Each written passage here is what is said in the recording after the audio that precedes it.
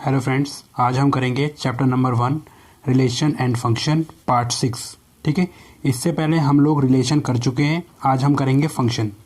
ठीक, अच्छा, फंक्शन को हम लोग मैपिंग भी कहते हैं, तो कंफ्यूज बिल्कुल नहीं होना है। ठीक है, और मोस्ट इम्पॉर्टेंट कॉन्सेप्ट है ये फंक्शन का। ठीक है, फंक्शन किसे कहते हैं, तो यहाँ पर एक मैंने डिफाइन दे रखी है, इसको रीड करेंगे एक बारी। A function takes an element from a set and map it to a unique element in the another set. देखिए, कहने का मतलब क्या है, एक ऐसा सेट हो, ठीक है, जो मैप करता हो यानी यूनिक एलिमेंट यानी दूसरे सेट से। अब देखिए, कहने का मतलब क्या है, इसको अगर मैं एक शॉर्ट में समझाने की कोशिश करूं तो आप मान सकते हो कि इस तरीके से एक मैं छोटा सा एक वेन डायग्राम लेके आपको समझाने की कोशिश करता हूं। जैसे सपोज कीजिए ये एक मशीन है, ठीक है, यहाँ से हम कुछ डालते हैं जिसको हम बोलेंगे इनपुट। ठीक, क्या बोलेंगे, इनपुट। और यहाँ से कुछ रिलीज होगा यानी प्रोडक्ट निकलेगा जिसको बोलेंगे हम लोग आउटपुट। ठीक, और यहाँ पर प्रोसेस तैयार हुआ है, तो यहाँ से हमने कुछ डाला और निकला यहाँ पर कुछ, इसको बोलते हैं फंक्शन। अब देखिए, कहने का मतलब क्या है, इनपुट को हम बोल सकते हैं जैसे एक्स और आउटपुट को बोल सकते हैं जैसे वाई। अब देखिए, कहने का मतलब क्या है, यहाँ पर बहुत सिंपल तरीके से मैं आपको एक क्वेश्चन के फॉर्मेट में समझा रहा हूँ। अब देखिए, जैसे function such that R belongs to R. अब यहाँ पर एक फंक्शन दिया हुआ है f x equal to x plus 2। ठीक, अब देखिए यहाँ पर एफ एक्स अगर मान लीजिए मैं 1 लेता हूँ, ठीक, अगर मैं यहाँ पर x की जगह 1 लेता हूँ तो इस इक्वेशन में क्या होगा, यानी x की जगह मैं 1 लिया और फिर 2 इसमें ऐड किया तो कितना आ जाएगा 3।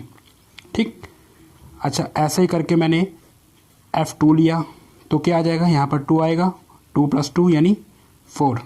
ठीक, ऐसे करके मैंने 3 लिया तो क्या आएगा, 3 + 2 यानी 5।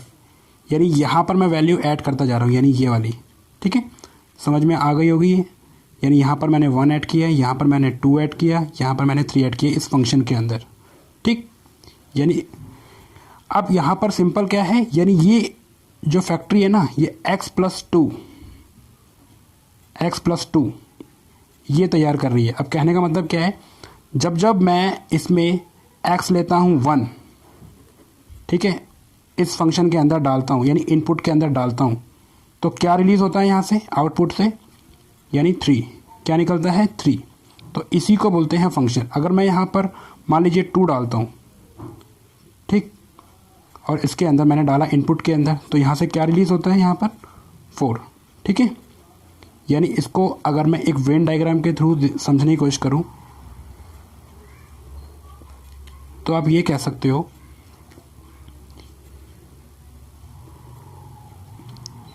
ये मेरे पास x है, यानी यहाँ पर x के एलिमेंट डाले गए हैं, और ये दूसरा सेट है मेरे पास, ठीक है, जिसको मैं y बोल सकता हूँ या इक्वल टू एफ एक्स, यानी ये भी बोल सकता हूँ। ठीक है, जैसे यहाँ पर मैंने बताया है, देखिए एफ एक्स। ठीक, एफ एक्स को मैं यहाँ पर y भी ले सकता हूँ।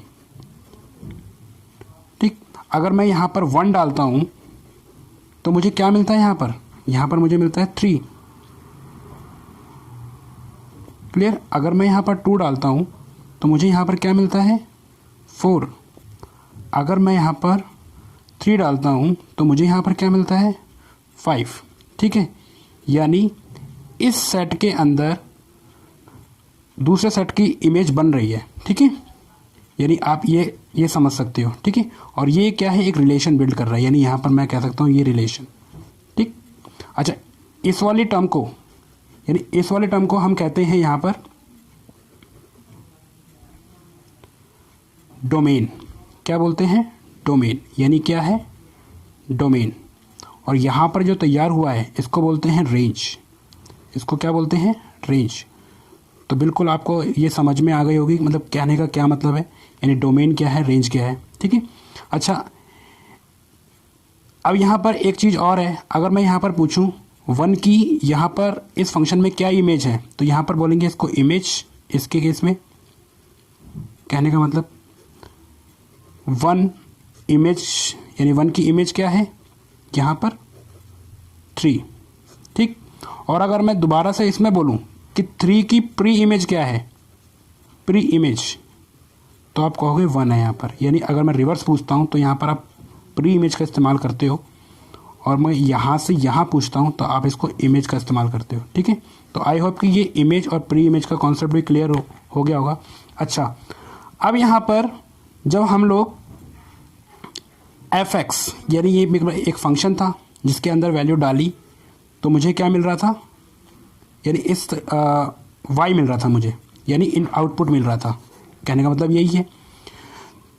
तो आप इसको इस तरीके से भी लिख सकते हो, यानी ये आपका जो वैल्यू डाली है ये x की वैल्यू है, ये 3 की वैल्यू है, यानी इसको ऐसे भी लिख सकते हो आप, इस फंक्शन को 1 3, ठीक है, 2 4 3 5, ठीक है। इस फॉर्मेट में भी लिख सकते हो, यानी कार्टेशियन फॉर्म में भी आप इसको लिख सकते हो, यानी ग्राफ भी प्लॉट कर सकते हो इसका, ठीक। अच्छा, एक चीज़ और, इस फंक्शन के अंदर जो एक्स्ट्रा वैल्यू थी, ठीक, इस वैल्यू को हम कोडोमेन बोलते हैं, यानी एक्स्ट्रा जो जोड़ रहे हैं हम लोग, कोडोमेन, ठीक। तो यहाँ से आपको कोडोमेन भी क्लियर हो गया होगा। यानी कोडोमेन क्या करता है, आउटपुट बनाने में मदद करता है, यानी एक्स्ट्रा आउटपुट, ठीक है। यानी कहने का मतलब क्या है, यहाँ से डोमेन यानी x की जो वैल्यू होगी वो क्या होगी, डोमेन होगी, और जो वैल्यू निकल कर आएगी वो रेंज होगी। यानी कहने का मतलब क्या है, ये आपका x है, ये y है, ये आपका x है, ये y है, ये x है आपका, और ये y है। यानी ये पहली वाली वैल्यू जो होगी x की उसको हम डोमेन कहेंगे, ठीक। और जो y वाली वैल्यू जो होगी इसको हम रेंज कहेंगे, यानी r से डिनोट कर दिया मैंने, डोमेन के लिए d और r रेंज के लिए, ठीक है। आई होप कि ये चीज़ समझ में आ गई होगी। और कोडोमेन आपको पता ही है, यानी एक्स्ट्रा वैल्यू ऐड कराना जिससे आउटपुट बने, क्लियर। तो ये है आपकी फंक्शन, ठीक। इस पर एक क्वेश्चन और ले लेते हैं। अब देखिए, एक क्वेश्चन में और सिंपल सा इसमें ले लेता हूँ ताकि आपको फंक्शन पूरी तरीके से क्लियर हो जाए, ठीक है। ये एक्स्ट्रा क्वेश्चन है, सेकंड। अब देखिए, बोला गया है f such that r to r, यानी एक r से r में जाएगा ये रिलेशन, fx इक्वल टू, अब यहाँ पर x स्क्वायर प्लस 2 ले लेते हैं, ठीक। यानी यहाँ पर आपको ये फंक्शन है, यानी y, अगर मैं इसको इस फॉर्म में लिखूँ तो y equal to x square plus 2, ठीक, ये कह सकते हो।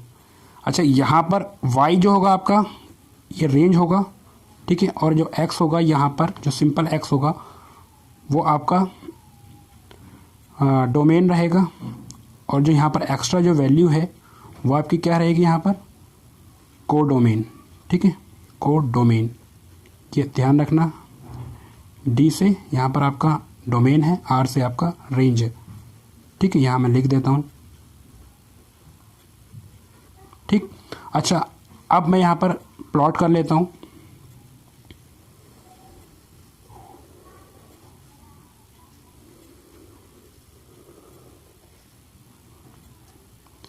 ये मैं x ले लेता हूँ और ये y, और यहाँ से एक रिलेशन बिल्ड हो गया यहाँ पर, ठीक है।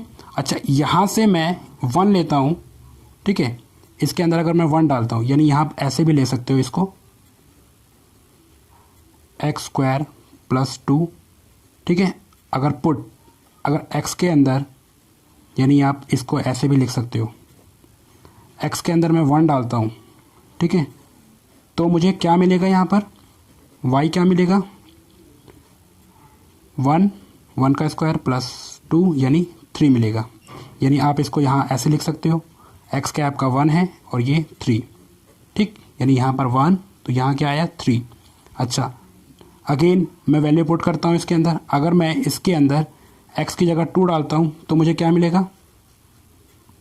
अब देखिए, मैंने यहाँ 2 डाला तो 2 का स्क्वायर होगा और प्लस 2 होगा, यानी 2 का स्क्वायर 4, एंड देन जैसे यहाँ पर मैं आपको करके भी दिखा देता हूँ, जैसे इस वैल्यू के अंदर एक्स स्क्वायर प्लस 2 है, यानी मैं यहाँ पर 2 डाल रहा हूँ, 2 का स्क्वायर प्लस 2 यानी क्या आएगा, 4 का 4 + 2 यानी ये 2 का स्क्वायर गया 4 और यहाँ पर क्या आ गया आपका 6।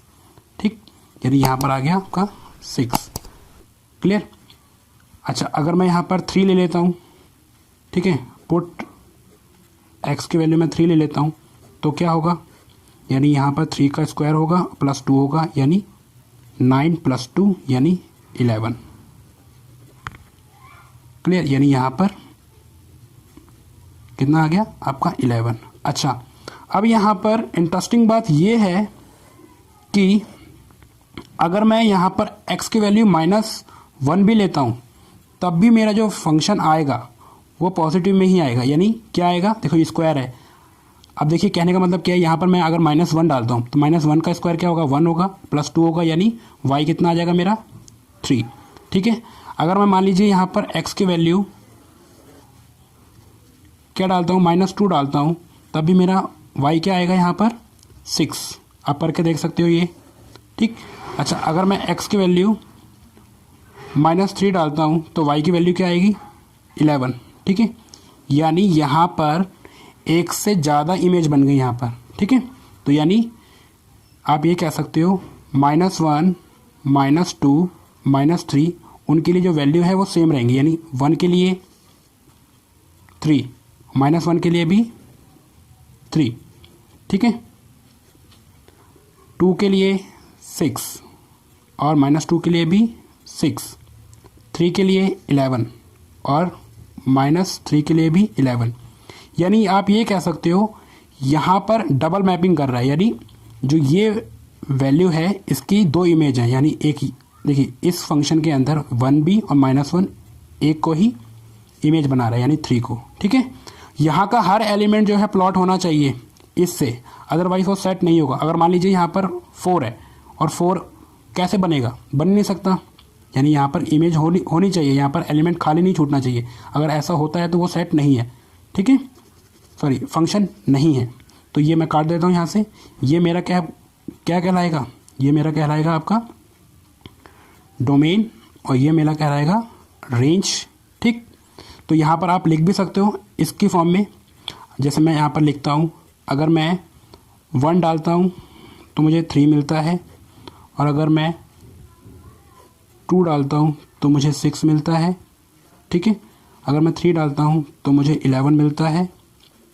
ठीक, और अगर मैं -1 डालता हूँ तब भी मुझे 3 मिलता है और अगर मैं -2 डालता हूँ तो तब भी मुझे 6 मिलता है और अगर मैं -3 डालता हूँ तब भी मुझे 11 मिलता है। ठीक है, यानी अगर आप इस फॉर्मेट को अगर इससे देखो तो आप इससे भी समझ सकते हो। जैसे हम लोग प्लॉट करते हैं ग्राफ को,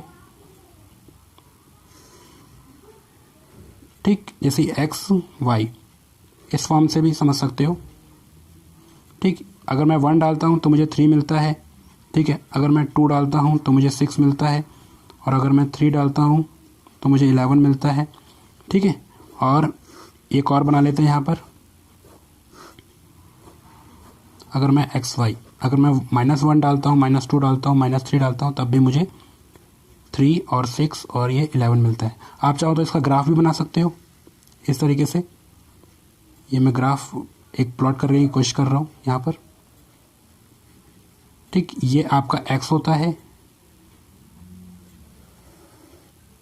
ये -x होता है और नीचे की तरफ क्या होता है आपका y नेगेटिव में होता है और यहाँ पर y पॉजिटिव में।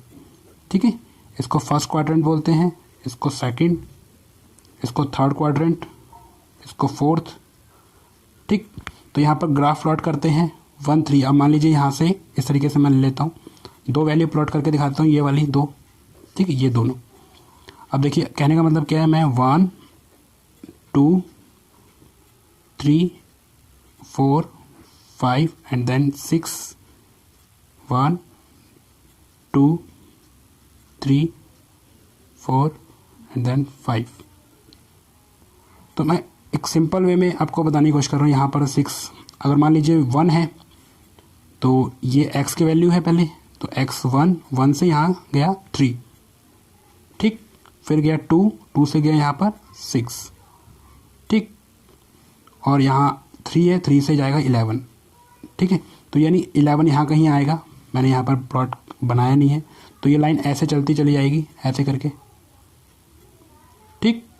अगर यहाँ की तरफ नेगेटिव वाले नंबर ले लें तो नेगेटिव ले सकते हो आप, -1, -2, -3, -4, -5, -6, ठीक है। और नीचे नंबर आ जाएंगे आपके 1, 2, 3, 4, 5, यानी ये नेगेटिव, ठीक है, ये नेगेटिव नंबर है ये,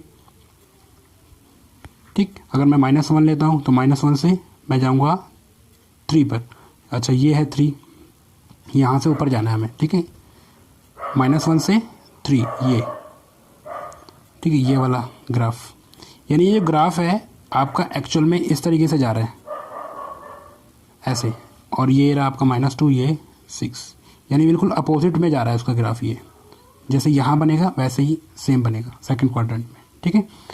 तो इसी के साथ ये फंक्शन का पार्ट 6 जो है ख़त्म करते हैं। नेक्स्ट क्लास में हम लोग इस पर कुछ और क्वेश्चन देखेंगे ग्राफ से रिलेटेड फंक्शन पे, ठीक है।